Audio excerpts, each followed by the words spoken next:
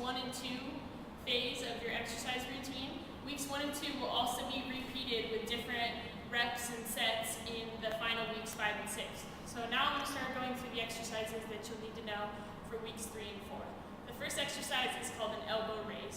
You start with the weights, both weights at the side, bend your arms to a 90 degree, and you're going to extend up at the elbow. So this is what it looks like here.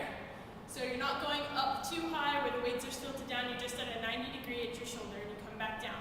So elbows at 90, push up to shoulders at 90, same thing. A nice good athletic stance, my knees are straight but not locked out, just a slight bend.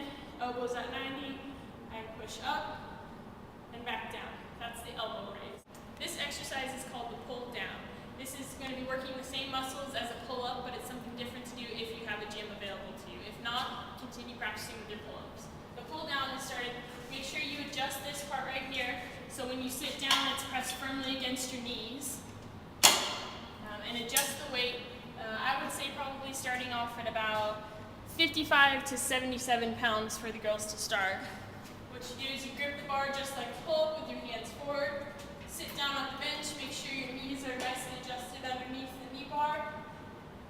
Back straight, arms up, extended. You pull all the way down to the top of your collarbone, making sure you have a pinch in your lower back, then you release back up. One key part of this is to make sure when you pull down and you get to this spot, that you can pinch in between your shoulder blades right here. So as every other exercise, you're not rolling your shoulders forward. So you pull down, get that nice pinch so you feel the muscles working in your back, and you extend back up. This exercise is the body weight wall squat. The reason I want you guys to find a wall to use for the body weight squat is to make sure there's proper form. So what you do is you come up to a wall, you get your toes about no further than 6 inches away from the wall. Okay, and this will ensure when you go down to do the squat that you will have proper form. So your knees aren't going to be going forward past your toes. So you want to make sure that's the amount of space you have on the wall.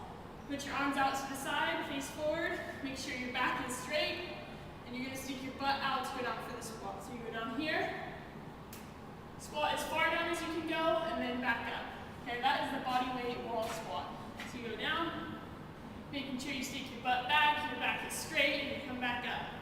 The more comfortable you get, the stronger you get, you'll be able to get a little bit more flexible and go down lower. So really push yourself to get as far down as you can before you come back up. In the second week of the program, or excuse me, the third week of the program, you'll be doing the same exercise, but with weights. So if you get comfortable with the squat routine where your knees aren't going in front of your toes, you can do it without a wall. So you're here. Go down and all the way back up. But if you still feel like you're not sure about the technique, you can use the wall. Just the 3rd and 4th week are incorporated with your 10-pound weights. So same thing.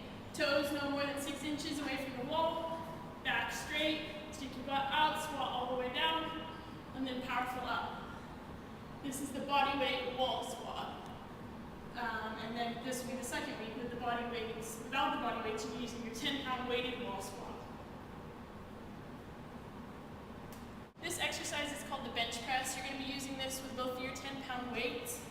What you're going to do is start with arms flat on the ground up to either side of you and press up till the weights touch, keeping your arms straight. Come back down and press up. This is the basic bench press, which can also be done with a bar in the gym. Making sure you have a firm grip on your weights so you're not dropping them and pressing up, keeping your arms straight.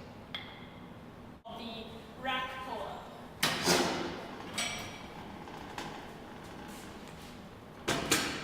In the rack pull-up, you'll find a bar. Put it about waist height for however tall you are. What you're going to do is line up your thumbs with the inside grip right here. Walk yourself underneath. The slight bend in your knees, go all the way down. Pull your chest back up to the bar. This is going to work the same muscles as the row did with the free weights, but this can be done in a gym. And it just mixes up the exercise a little bit so it doesn't get boring.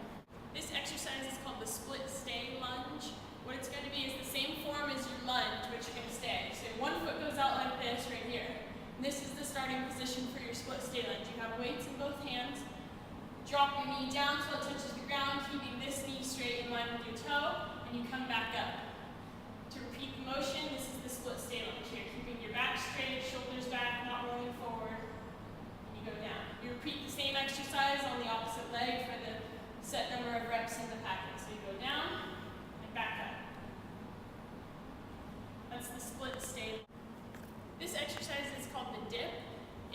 have the use of a gym, you get 2 benches and line them up across from each other. If not, you can use your couch and the coffee table. You can get a couple ice chests and use those. Anything that's sturdy enough to hold up body weight and you can place parallel with each other, about 2 feet apart from each other.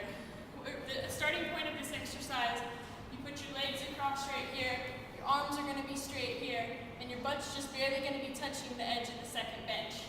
Lower yourself down with your arms, as far down as you can go, dipping your butt to the ground, and you push back up. Okay, so make sure you're not just lowering with your shoulders or shrugging or moving your butt. You're actually lowering with the arms and pushing back up. Same thing with the tricep extension. Get that push at the end so you're really working your muscle. That's the dip. This exercise is called the toe touch. It's going to be done with one of your 10-pound weights. Basically what you do, it works on a little bit of your hamstring strength and balance as well in the ankle.